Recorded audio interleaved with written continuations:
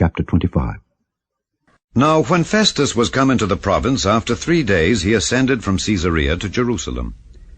Then the high priest and the chief of the Jews informed him against Paul, and besought him, and desired favor against him, that he would send for him to Jerusalem, laying wait in the way to kill him. But Festus answered that Paul should be kept at Caesarea, and that he himself would depart shortly thither. Let them therefore, said he, which among you are able, go down with me, and accuse this man, if there be any wickedness in him. And when he had tarried among them more than 10 days, he went down unto Caesarea. And the next day, sitting on the judgment seat, commanded Paul to be brought.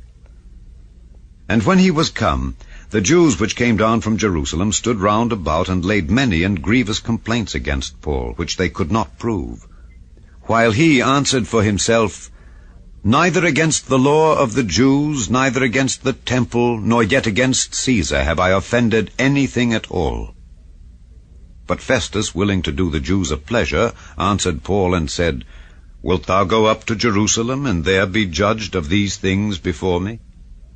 Then said Paul, I stand at Caesar's judgment seat, where I ought to be judged. To the Jews have I done no wrong, as thou very well knowest. For if I be an offender, or have committed anything worthy of death, I refuse not to die. But if there be none of these things whereof these accuse me, no man may deliver me unto them. I appeal unto Caesar.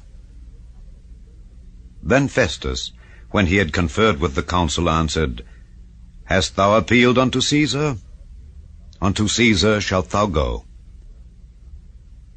And after certain days King Agrippa and Bernice came unto Caesarea to salute Festus.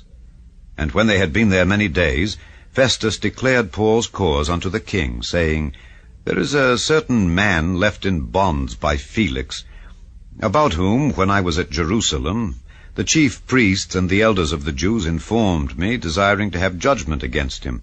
To whom I answered, It is not the manner of the Romans to deliver any man to die, before that he which is accused have the accusers face to face, and have license to answer for himself concerning the crime laid against him. Therefore, when they were come hither, without any delay, on the morrow, I sat on the judgment seat, and commanded the man to be brought forth.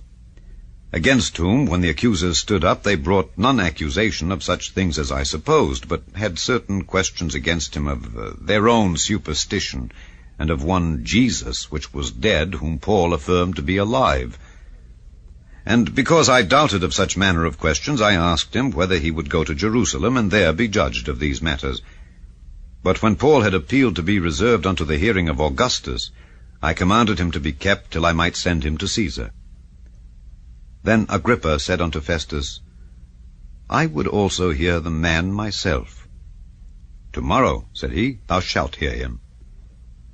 And on the morrow, when Agrippa was come, and Bernice with great pomp, and was entered into the place of hearing with the chief captains and principal men of the city, at Festus's commandment Paul was brought forth. And Festus said, King Agrippa, and all men which are here present with us, ye see this man, about whom all the multitude of the Jews have dealt with me, both at Jerusalem and also here, crying that he ought not to live any longer. But when I found that he had committed nothing worthy of death, and that he himself hath appealed to Augustus, I have determined to send him, of whom I have no certain thing to write unto my Lord.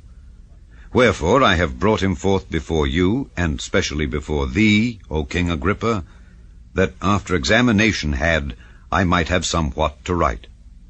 For it seemeth to me unreasonable to send a prisoner, and not withal to signify the crimes laid against him.